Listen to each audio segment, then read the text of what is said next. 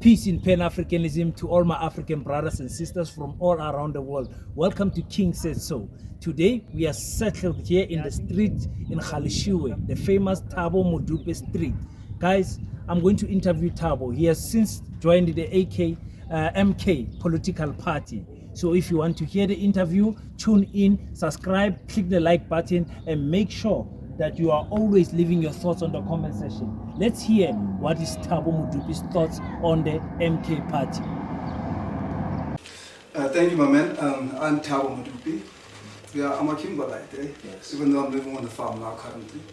Yeah, well, Thabo Modupe is a very easygoing, simple guy. Politics I started way back when I was still a young man. Yeah. The ANC, obviously. I grew up in the ANC. I've seen the atrocities of apartheid firsthand, you know. Okay. I've experienced them, I've suffered them. There's one incident that I will remember when I was still a young boy. My brother was working at the mines, and then we used to live on the farm. I've been always in the farm. Now on a Sunday afternoon, my father was taking my brother to the train station because they had to catch a train back to the mines. Which year was this?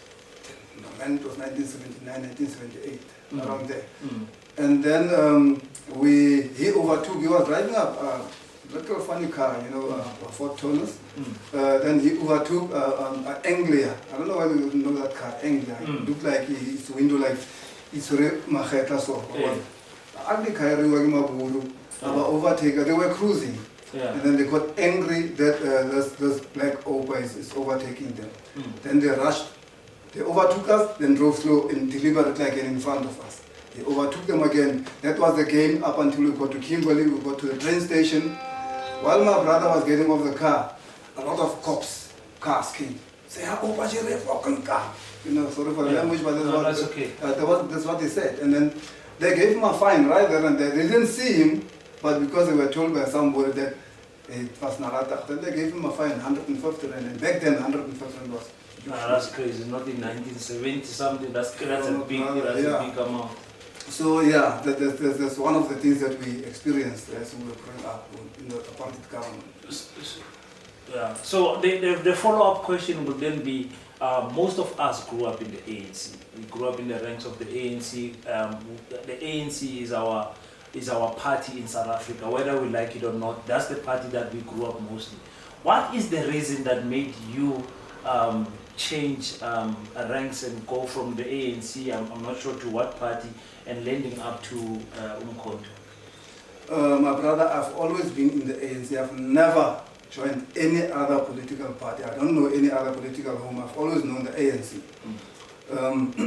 That's why you also realize that there is a street that was named after me, Thabo Modupe in Putanang. Yes. There's my contribution in the ANC back then. I was secretary when Putanang was starting. We started Putanang, we with comrade Winnie Gobeza them and the other comrades. And then I moved on to be chairperson for 2 terms running, you know, in the same ward. Yeah, we've done a lot for the ANC. We've been all over the place with the ANC, but now I've always liked to play a background role. I've never wanted the limelight to be, you know, in the forefront, take big leadership positions because I was busy with my own business stuff and so forth. Yes. Yeah, but I've been always in the ANC. Yes. So what made you move out of the ANC?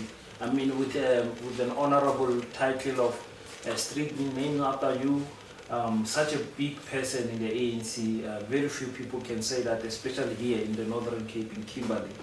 What was the deciding factor that made you to move? It was a deep personal thought. I had to do a very deep introspection. You know, I'm not going to say I'm following comrades like Umavus and Simam and all the big wigs in the ANC. They had their own reasons why they're living. My reasons are pure and simple. The ANC just is not working for the people anymore. The ANC is captured, my brother, big time. It's captured. After Cyril Ramaphosa became president, that's now where the ANC started to take a nosedive. Honestly speaking, we know it, we see it, what is happening. What's good for his faction is not good for the other faction. The ANC is riddled with factions, you know, and they are not working for the people. They are enriching themselves. one simple thing that now broke the camel's back is when, for obvious reasons, that the president is doing things that are criminal, that have got criminal elements in them, and then they are always covered up. For a simple reason. If the law says you're not supposed to have more than 10 rand of foreign currency in your house, it's a law. But then they come in my house, I can't tell my kid, you can't have more than 100 rand. Then when I come tomorrow, I have 1,500 rand, which is not allowed. The law is a law. So the president was found to be having money. He broke the law. It's a criminal offense. So those are some of the things, and many things. People disappearing, whistleblowers disappearing. Babita Dukran is gone after she reported corruption in Tembisa Hospital. A lot of them. Padima Fakul in the Eastern Cape just disappeared. He decided to go underground after he revealed that he was given 5 million to go and give to Raymond Zondo. Then he just mysteriously disappeared. A lot of them. So it is countless, my brother, and I would not want to speak about my former political home. I'd rather speak about my new political home, because my reasons for living there are plain and simple, and everybody would know. My fellow comrades that left the ANC for the same reasons would say the same thing that I'm saying today. Yeah. Oh, that's beautiful. That's beautiful. I understand what you are saying, and many people share the same sentiments like you. I mean, the Zondo commission. I mean, the Zondo and what you call the advocate Koleka and Palapala issue. It's clear. South Africans can see it, and we saw what Fikile Mbalula then later said about the leader of your party, Jacob Zuma, saying that they protected him during the fire pool, swimming pool issue. But now, Umkhonto we Sizwe, how big is it in Northern Cape? Are you guys starting off? Do you guys have branches? What is going on with Umkhonto we Sizwe here in our province? My brother, plain and simple, we are starting Umkhonto we Sizwe. This is the first ever event to hit Kimberley, the meet and greet. We see that the president, President Jacob Zuma, has been doing across the country meet and greets. So we are following suit, and very soon he'll also be gracing our province. But now this is our first event, a meet and greet. The party is growing rapidly, my brother. Now nationally stands over 5 million people registered in good standing. Now the Northern Cape, we are moving like with a lightning speed. I've recruited over 300 people after I started a WhatsApp group only, to say that I'm joining this party. I like what the comrades are saying. I like what the party stands for, and I'm joining it. I took a decision right there and there, and I joined. We started, we recruited, and people are coming. And what's nice is that people, we don't do a lot of recruiting. People are coming by themselves. It's like automatic. People are coming. They are saying, no, we are tired being there. We wanna come. I'm getting calls every day, left, right, and center. I placed that advert on Facebook. I've been called from Mpumalanga. I've been called from Durban. I've been called from all over. My Facebook friends, they want me to help them to join the party, to set up structures, and I do. I connect them with some national leadership that I know, and then we help each other as comrades. We are moving. It is massive. What is Umkhonto we Sizwe going to do that is different from what the ANC has done? The question is because Jacob Zuma was the president of the ANC and the country for 9 years. Those 9 years were clearly not wasted. Universities were built during those 9 years. Beautiful things were done. But what is it that this giant of politics in South Africa can do at the age where he is now, 81 years? What can he deliver, especially for the youth? My brother Sholozi has always been a chess master. He's got always things up his sleeves. It's just that he was disturbed when he was supposed to finish what he was busy with. The first thing, I would not want to speak deep politics and be a political analyst or political science matters, because people don't want to hear deep politics. People want services. People want bread on the table. Kids want to go to school. The land must be brought back to the people. There's a crucial thing that needs to happen, and MK, we are confident it is going to do that, because we are pushing for a two-third majority. The land issue, Reserve Bank, state-owned entities. I mean, the current administration is selling state-owned entities like left and right. Left and right. Yeah. Now we want all those back. We want the land issue. The land must be given back to our people. We don't want to be influenced by the white monopoly capital. Your Johan Rupert's, your Lord Robin Renwick from London, the Rockefellers, Rothschild. We don't want any influence. Yes. We open Hamas, we name them. We are doing away. We don't want those people. We heard President Zuma now the other day say that they send a particular white guy to him to come and offer a few billions to say that, right, we'll back up MK big time, just don't touch the land issue. Then he said, no, take it and go shop. You understand? So that's how serious it is. That's how serious we are about the land issue. We want the land back to the people, period. Wow, that's crazy. I mean, the land issue for me, for one party to say they can give back the land, that two-thirds majority, now honestly I don't see it happening unless there is a collusion with other political parties. I mean, 80% plus from Mkhonto we Sizwe, is that a realistic goal? That will mean the Mkhonto we Sizwe will have to get something like 7 million voters. Is that possible? My brother, I just said we are now standing at 5 million registered. Strong, in good standing, 5 million. Those people, they came by themselves. They registered online. And now the manual registration, the recruitment that we are doing, we the foot soldiers. Remember, there's no leaders yet, leadership structure, even in the province. At national level, it's only here and there. We don't have leadership structure.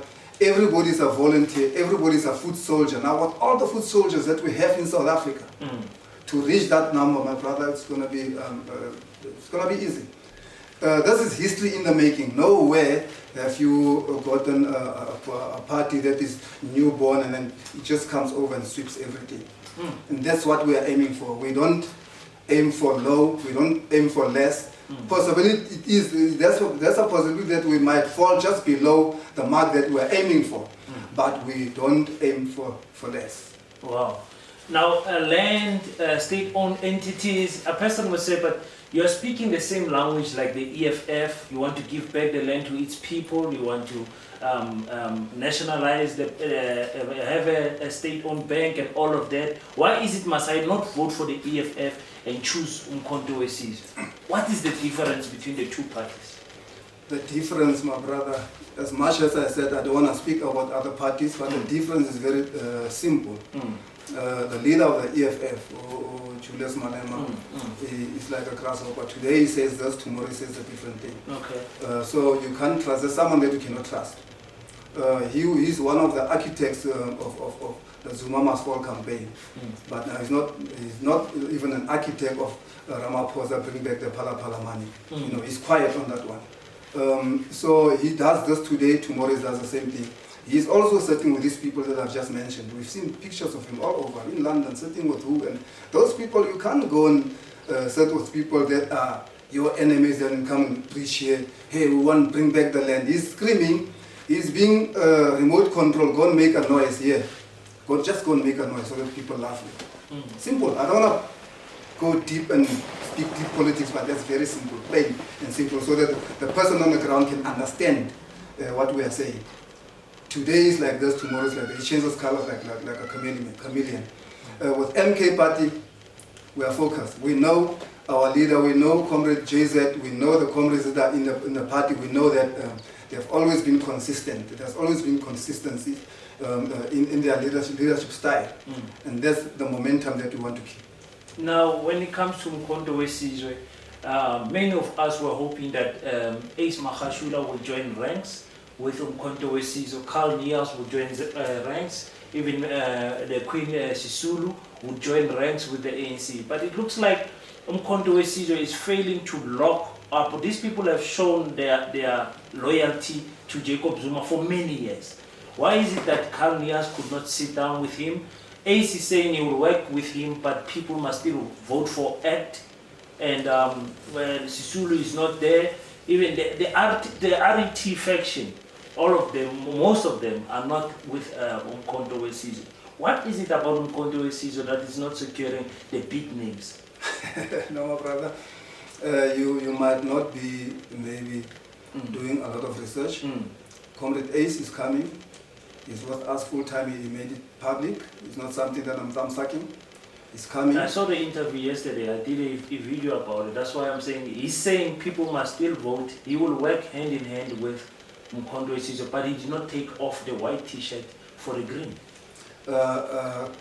Leadership in politics, you cannot throw all your eggs in a basket. Okay. And you cannot reveal everything. We know that there's sabotage out there. We're not going to say who else is coming, who else is in the back already. We know what is happening. Like, for instance, the enemy is forming also WhatsApp groups. We've seen a number circulating here to say, thank you, South Africa. We are now at 1 billion members. We know that we are not a billion in South Africa. So the enemy is always coming with tactics to come and derail the train of MK. So whoever is coming is not going to be revealed overnight. But what I can confirm with you, big names. Big names are what MK, and they are coming. In due course, you will see. It will come boom in your face and you won't believe it. Of all the 4 South African presidents since the dawn of democracy, only one president was hated by white people.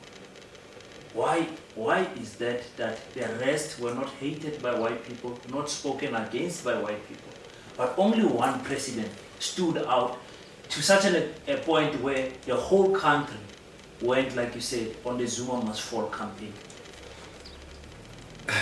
Comrade, the late Comrade Samora Machel, and who else I can't remember now, said at one time, once you see the enemy favoring me, liking me, when I'm loved by the enemy, don't trust me anymore, know that I've sold you. That's very simple. So the person that is being hated by the enemy means that there's something that is doing right. Yeah. He's doing something right for the people. That's why the people love him. That's why Msholos is a big name. I don't see Cyril matching the standard of Msholos. So there's a plain and simple. The white man loves Cyril. He speaks their nice English. He's always dining with them. He's doing everything in their favor, not Msholos. Never. So now coming to the conclusion of our conversation, you are having a meet and greet session today. You are going to meet the message of Kimberly, and what is it that you are trying to achieve? What if 2 things had to happen today, and you would say those 2 things made this event successful? What are those things? One, we're going to be embarking or continue with the recruitment drive. If we can end that session having recruited more, about 1,000 people, new members today, I would say, wow, we made it. 1,000 is awesome. Yeah, but I mean, I'm setting the minimum 1,000 registration, because given the time of the event, just by the event alone, if we can register right there and there, a circle 1,000, I'll be very happy. Then from there we will proceed in our respective wards and areas to continue recruitment. But if we can reach that, I'll be very happy. Okay, so today is all about getting to the people and recruiting many people. What will the message of the day be for the people? The message will be plain and simple. Come home. Now we are creating a comfortable political home for you. Your frustrations are going to be over. We know that you've been frustrated. We know that you've been frustrated by load shedding. The next day there's no load shedding because the Springboks are playing in the World Cup. There's no load shedding. After the load shedding, kids are going to write exams with candles. What is that? You understand? So people are tired of those things. Water, the quality of the water. Wow. Service delivery, the roads. So we want to tell the people that all those things are going to be solved. I'm not thumb-sucking and I'm not mincing my words. All those things are going to be solved by MK. Take my word for it, I'm telling you. I've never belonged in a formation. When I see something is not going to work, I don't become part of it. I've always been like that. That is why when you see back in the ANC, when I go back to the ANC a little bit, the time when they started to purge and do funny things against Msholos, I knew that there is a leader. Then I was always on his side. I've been on his side ever since. Ever since they tried to frame him with rape. They knew. I mean, they are his comrades. They knew the potential that he has. They knew his stance. They knew that he would not be bought. So they started back then to try and frame him for rape. They've been coming with it all over, all the years, up until today. So I've always been for the winning team. And Msholoz's team is the winning team, make no mistake. Wow. Oh, thank you so much, Prati, for joining us. It's a pleasure getting to know you. I hope we'll do follow-up interviews after the event. We will be there at the event to cover it and spread the fire for Umkhonto Wesizwe. It's what we do as a Pan-Africanist channel. We motivate our African brothers to vote for African parties. But in the parting shot, I've got an issue with Africans being divided in South Africa. Over 600 black parties registered. Okay, I saw the IEC said they're going to deregister about almost 200 of them because of not meeting the minimum criteria or whatever. But why is it that we Africans are so divided? 600 parties. My brother, my understanding is very simple. You get parties that are very progressive, that are pro-African. You know, that speak issues that we always talk about, the land issues and you know. Now there are other parties that are coming in, you know, fly by night. The what can I call them? Counter-revolutionaries. They are counter-revolutionaries, and at the same time they are opportunistic parties. You know, just to be there to have a few seats in parliament, to get you know, that salary that they get as a parliamentarian, to maintain his family, so that when he goes on retirement, at least he's got a nice package, pension. You can't operate like that. We've got a lot of parties in South Africa that are pro-black, that are you know, for the land, bringing back the land. You've got parties like BLF. We have ATM. That party is small, but it's very you know, tough. The leader of ATM, he doesn't mince his words. He takes matters on you know, the bull by the horn. So those are the few parties that we know that they are genuine. But these other fly by night, my brother. Now on the parting shot, my brother, you can look at the camera and give us the parting shot for anyone in South Africa. Anyone in South Africa who says, I'm still thinking of joining Umkhonto Wesizwe, but I'm not sure, but I love Msholozi, but I'm still not sure, still not decided, still have not registered. We know the last run of, not the last run, another run of registration is coming in. Speak to your people around South Africa for Umkhonto Wesizwe. Fellow South Africans, if you want to see progress, even the youth of today, tomorrow you'll be having kids. You'll be having children, and you'd want to see your children in good universities. You'd want to see them prosper in life, become good people. Now, you cannot achieve those without a good government. And the only good government that can give you that is the MK. Consider joining the MK now to see your dreams. You are here tomorrow, today, tomorrow you won't be there. Think about the future of your children. Think about the future of our land, of our country. Join MK party to see all those dreams coming true. Where everybody, every South African is going to share in the wealth of the country, in the minerals of the country. Where everybody is going to have an equal opportunity, not tenders that's going to go with brown envelopes under the table. Join MK now and see those things happening. I'm saying without mincing my words, if you see anything negative being done by MK, go and look me up, don't find me and say, right, you said that, now what is this? What's happening now? I'll be there to respond to, I won't hide away like other people that are doing now, saying things today, tomorrow they hide away. We are here, MK is going to be here forever. MK is going to be your solution, your ticket to prosperity, your ticket to a good life for yourself, your kids, your family, and everybody else in South Africa. Join MK. Amanda!